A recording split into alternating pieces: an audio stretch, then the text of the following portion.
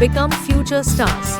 अध्याय 23 कहानी लेखन स्टोरी राइटिंग। जीवन संबंधी घटनाओं की अभिव्यक्ति को कहानी कहा जाता है। कहानी शिक्षा प्राप्त करने का सर्वोत्तम साधन है। बच्चे कहानी सुनने सुनाने में अत्यधिक रुचि तथा आनंद लेते हैं। कहानी सुनकर बच्चों में कहानी गढ़ने की योग्यता तथा कला विकसित हो जाती है। कहानी सुनने से बच्चों का मनोरंजन होता है तथा साथ ही उन्हें जीवनोपयोगी शिक्षा भी मिलती है। कहानी लिखते समय निम्नलिखित बातों को ध्यान में रखना चाहिए। एक, कहानी का शीर्षक आकर्षक तथा संक्षिप्त होना चाहिए। 2, कहानी का आरंभ रोचक, मध्य मनोरंजक तथा अंत प्रभावपूर्ण व शिक्षाप्रद होना चाहिए। 3, कहानी की भाषा सरल, स्पष्ट व मुहावरेदार होनी चाहिए। 4, कहानी का उद्देश्य स्पष्ट होना चाहिए। नीचे कुछ कहानियां दी जा रही हैं। इनको ध्यानपूर्वक पढ़िए तथा इनसे मिलती जुलती कहानियां लिखने का अभ्यास कीजिए। एक बुद्धिबल ब्रेन पावर। एक मेंढक था, वह बहुत ही चतुर था। एक चील थी। एक दिन उसकी दृष्टि मेंढक पर पड़ी। वह उसे शिकार बनाने की चेष्टा में रहने लगी, लेकिन वह सफल नहीं हो पा रही थी।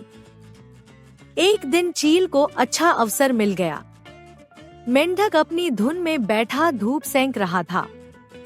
चील ने चुपके से उसे पीछे से आ दबोचा और उसे पंजों में दबाकर आकाश में ले उड़ी। बेचारा मेंढक बहुत घबराया हुआ था, लेकिन उसने साहस नहीं छोड़ा।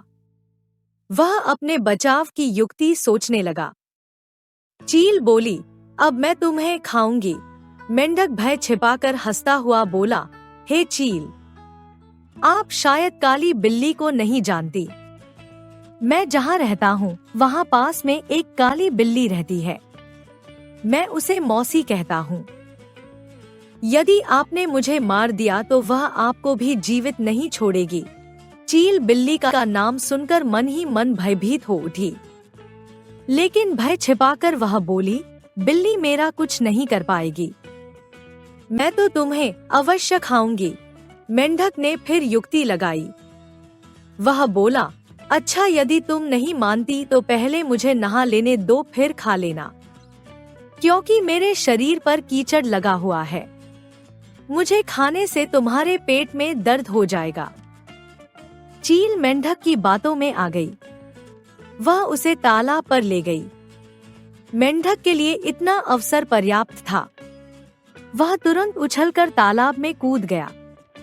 वह तालाब के पानी में से बोला, चील रानी, ताकत ही सब कुछ नहीं होती, बुद्धि ताकत से भी अधिक बलवान होती है। चील कुछ नहीं बोली। वह मेंढक को देखती ही रह गई। इस प्रकार संकट काल में भी मेंढक धैर्य एवं बुद्धि के बल पर अपने प्राण बचाने में सफल रहा। शिक्षा षदत्, जीवन में विपरीत परिस्थिति आने पर हमें धैर्य एवं बुद्धि के बल पर उसका सामना करना चाहिए। 2, लालच बुरी बला, ग्रीड इज बैड। किसी गांव में एक गरीब किसान रहता था। वह मेहनत मजदूरी करके बड़ी मुश्किल से अपना गुजारा करता था। मजदूरी करने के बाद जो समय बचता उसे वह पूजा में लगाता था। एक दिन भगवान ने उसकी सुन ली और उसे दर्शन देकर कहा, हम तेरी पूजा से बहुत प्रसन्न हैं। बोल, तुझे क्या चाहिए? इतना सुनकर किसान ने कहा, भगवान, यदि आप मुझ पर प्रसन्न हैं तो मुझे अमीर बना दीजिए। भगवान ने कहा, मैं तुझे एक मुर्गी देता हूँ जो प्रतिदिन एक सोने का अंडा दिया करेगी। उसे बेचकर तू जल्दी ही अमीर बन जाएगा। इतना कहकर भगवान अदृश्य हो गए। किसान ने देखा उसके सामने एक मुर्गी खड़ी है। वह बहुत प्रसन्न हुआ। अगले दिन सुबह मुर्गी ने सोने का एक अंडा दिया। किसान अंडा लेकर बाजार गया। उसने वह अंडा एक व्यापारी के हाथ बेच दिया। इस प्रकार प्रतिदिन सोने के अंडे बेचने से वह कुछ ही दिनों में अमीर व्यक्ति बन गया। एक दिन उस व्यापारी ने किसान से पूछा, तुम प्रतिदिन सोने का अंडा कहाँ से लाते हो?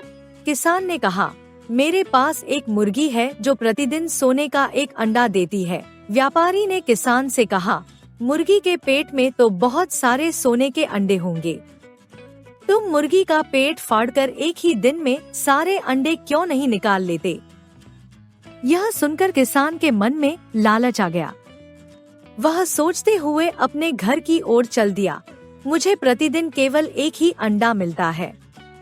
यदि मैं उसका पेट फाड़कर सारे अंडे एक साथ निकाल लूं, तो मैं शीघ्र ही सबसे अमीर व्यक्ति बन जाऊंगा। अगली सुबह किसान ने एक बड़ी छुरी से मुर्गी का पेट फाड़ डाला।